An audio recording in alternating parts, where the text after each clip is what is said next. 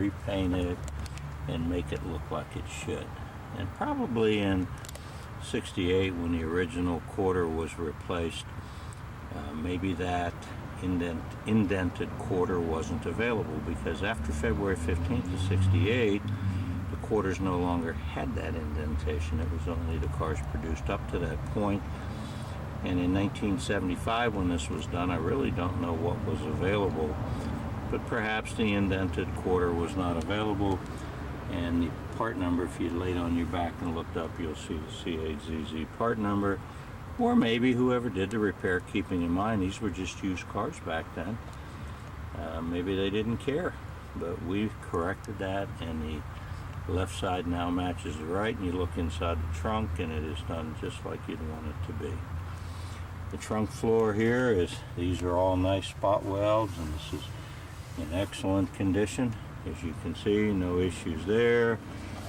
We replaced the fuel tank since we got the car because of just corrosion, and we were afraid contamination in the fuel. So it's got a brand new fuel tank made by American designers. This is not a foreign tank.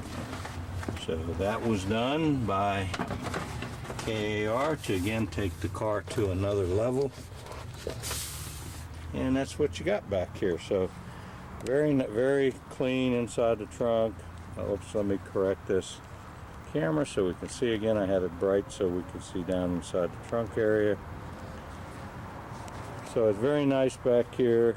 No evidence looking inside the trunk, or at least in our opinion, of any kind of collision damage. The only thing you might see is that the hardware mounting here is newer than the hardware mounting the marker light from the other side, but that's it. So from the inside, all that's been corrected and looks like it came from the factory that way now. Even some paint runs, there were paint runs from the factory back here. So very nice trunk area in this Shelby right now, and certainly a lot nicer than it was when the car arrived at KAR. But that's what we do, try to make them the way we hope you'd like to see them if this car shows up in your driveway. Alright, so that's a look at the trunk area. We're going to close that now and move on.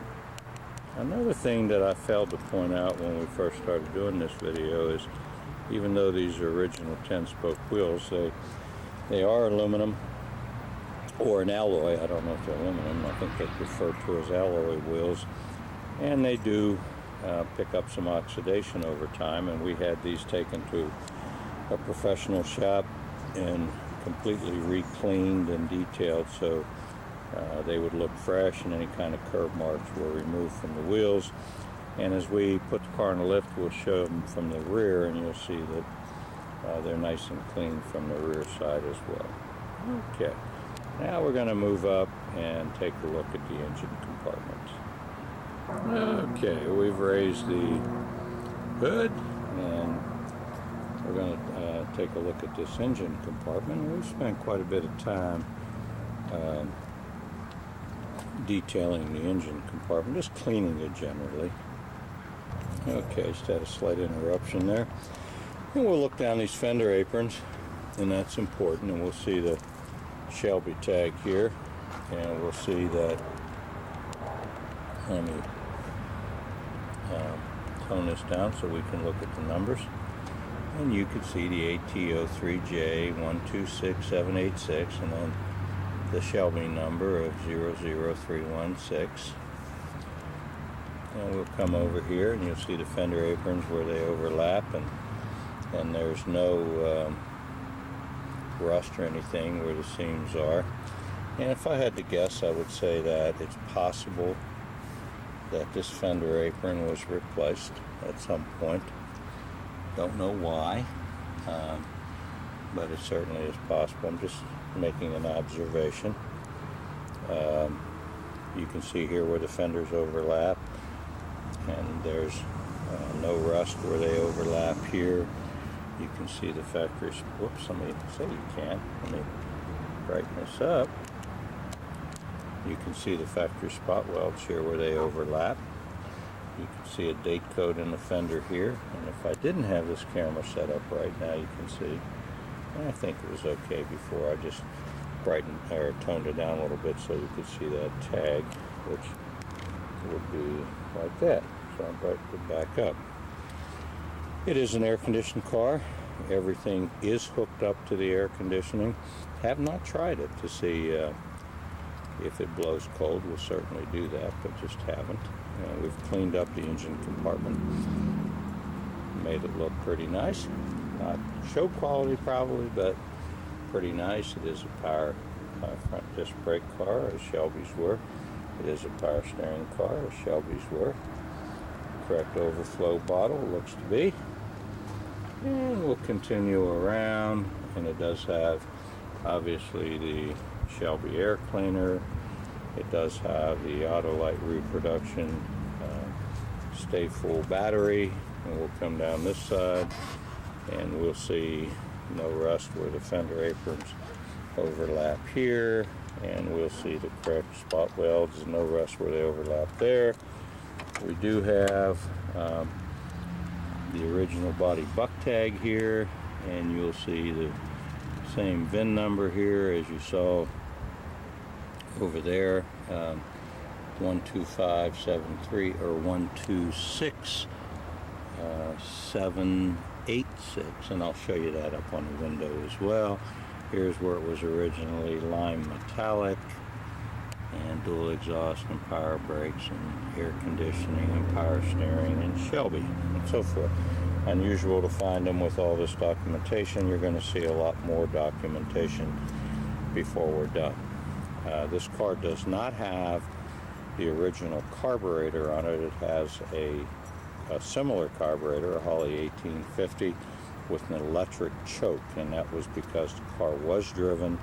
When we got the car, it had a dual feed Holley, which with a chrome fuel line, which we felt was kind of hokey, and we put the closest thing to original on it, but something that would give us the more driving pleasure and more reliability, which is the 1850 Holley with the electric choke. So obviously that's, with the exception of electric choke wire, that's hidden underneath the air cleaner. I do want to give a little bit of background on this motor. This is the original motor, and way back on the back of this motor, you'll never be able to see it, but we've looked at it with the air cleaner and everything off. There's a little flat part on the block, and it does have the last 6 digits and part of the, I think it's something like 8T and the last 6 digits of the VIN number stamped on the back of the block. And we looked behind the starter, and I believe all this is on our website on this car. We looked behind the starter, and the casting number and date code are correct for the car there as well. Now we did, when we took the put the car on the lift, we noticed that it had a repair to the oil pan plug, and that's kind of, we didn't like that, so we took the oil pan off and inspected the bottom end of the motor and found that all the original bearings and everything were there. We replaced the rear main seal with an NOS rope seal, which is better. It's what would have been in the car. But looking, we pulled a couple main caps, and this car had never been apart. And we were just very, very surprised. So from the top side, when we got to the top side, we were worried we didn't know whether the mileage, even though there were receipts in the file with mileage written on them, we wanted to be sure everything was in great shape. So we actually pulled both heads and checked the block, and believe it or not, the original head gaskets that were still on the car, the block appeared to be standard bore. There were no edges on it. The bearings were dated 12/67.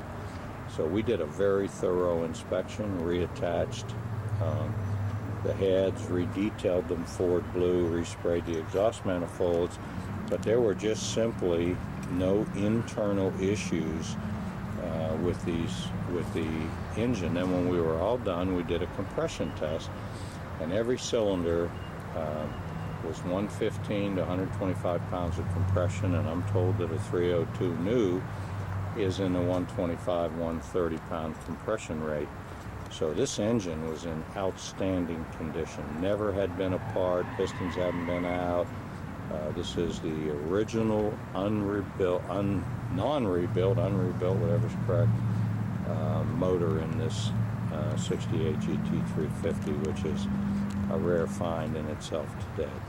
Very good shape for the motor, and we actually also dropped the transmission and replaced the pan gasket, the filter, and all that, and cleaned the transmission and put it back up to make sure there were no issues there. So the motor is in excellent condition, and those compression numbers are available to anybody that wants them, but suffice it to say, they're all 115 to 125 pounds, most of them are, and there's never more than a 10% drop between cylinders, which is important. One of the last things we have to do under here, actually not under here but inside, is to replace the heater core, and the heater core has been bypassed on this car, and that's because when the heater core went out, it's a 6 to 8 hour job on an air-conditioned car to get that heater box out and replace the heater core and reseal the box, and that'll be the last thing that we do, but that's the way the car came in, and that has to be corrected so that there'll be a functioning heater core. When I first started doing this video, there was kind of a hokey radiator cap, and we've replaced that with the proper style radiator cap on the car. That was actually done since I started videoing this. So that's a look around. It's got the correct tower clamps on it, which is something we've done, and it's got the C8 radiator hoses. They look to be original, so all that seems to be correct. I would not say again that this is show quality, but it's obviously, as you can see, very nice and very clean. We're going to get inside and start the car now so that you can hear this 302 run.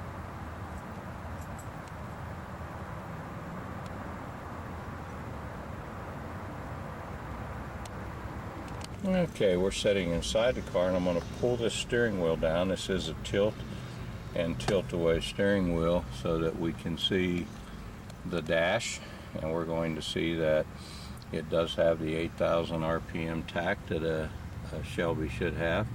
We're going to see that the clock is working. Looks like it was quartzed, light shining on it because the second hand is sweeping very smoothly, and it shows 25,193, and that would have to be 125,193, but with an original motor, it's in very strong condition. And we'll come here and look across the center of the dash. It all seems to be in very nice shape, very clean, very good. I would not change anything here, I don't think. Looks to be the original dash pad. Very nice shape again. No cracks, tears, or anything. And it does have an AM/FM radio in it. I don't recall if it had AM/FM from the factory. The Marty report will tell us, and we'll look at that before we're done.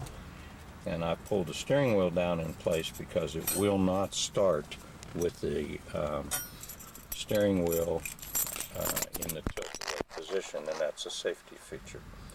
I see I got a low battery sign, so I'm going to shut the camera off for a minute and switch the battery.